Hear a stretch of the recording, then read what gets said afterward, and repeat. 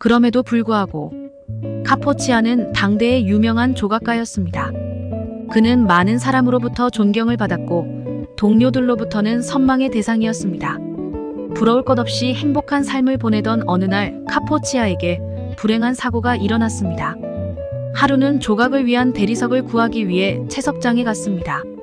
그런데 인부가 부족하여 카포치아 자신이 직접 채석장에 나가 작업을 지휘하고 인부들과 함께 돌을 나르며 일을 하던 도중 갑자기 커다란 돌이 카푸치아의 오른손 위로 떨어진 것입니다. 겨우 돌을 드러내고 글을 꺼냈지만 이미 그의 오른손은 완전히 문드러져 버렸습니다. 유명한 의사들도 도저히 손을 쓸 수 없을 정도의 큰 사고였습니다. 조각가로서 그의 인생은 끝이 난 것입니다.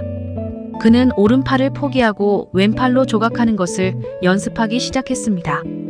그것은 큰 고통이었습니다. 그러나 그는 두 번 절망하지는 않았습니다. 그는 꾸준히 땀을 흘리며 운명과 싸웠습니다. 오랜 시간이 지난 후 그는 작품 활동에 들어갈 수 있었습니다. 그리고 그는 오른팔로 하던 조각보다 더욱 훌륭한 작품을 만들어냈습니다.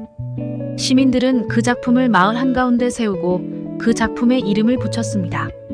그 작품의 이름은 그럼에도 불구하고였습니다. 이 세상에서 어떤 문제가 일어나도 우리는 낙심하지 않을 수 있습니다. 그럼에도 불구하고 우리를 일으키시는 하나님이 계시기 때문입니다. 이 세상에서 넘어지더라도 낙심하며 불안해할 필요가 없다는 것을 묵상해 보겠습니다. 오늘의 말씀 시편 46편 2절 3절 찬송가 368장 400장. 그러므로 땅이 변하든지 산이 흔들려 바다 가운데에 빠지든지 바닷물이 솟아나고 뛰놀든지 그것이 넘침으로 산이 흔들릴지라도 우리는 두려워하지 아니하리로다. 셀라. 어떤 사람도 인생을 살아가면서 한 번도 넘어지지 않았다고 말하기 어려울 것입니다. 하지만 인생을 성공적으로 살았다고 말하는 사람들은 넘어졌을 때 어찌할 바를 몰라 넘어진 그대로 있지 않았습니다. 다시 일어나 자신들만의 길을 다시 달렸습니다. 그리스도인도 자주 넘어질 수밖에 없습니다. 이 세상에는 그리스도인을 넘어뜨리려는 것들이 너무 많습니다. 악한 세상에서 살아가는 그리스도인의 숙명일 것입니다.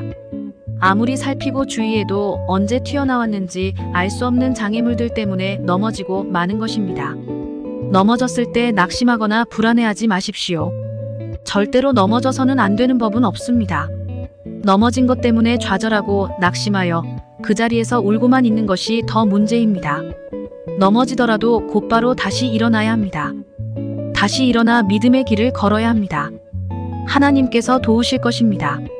넘어졌을 때도 유일한 소망인 하나님을 바라보십시오.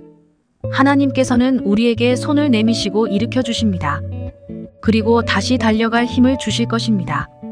언제나 새 힘을 주시는 하나님을 찬송하며 믿음의 길을 달려가십시오.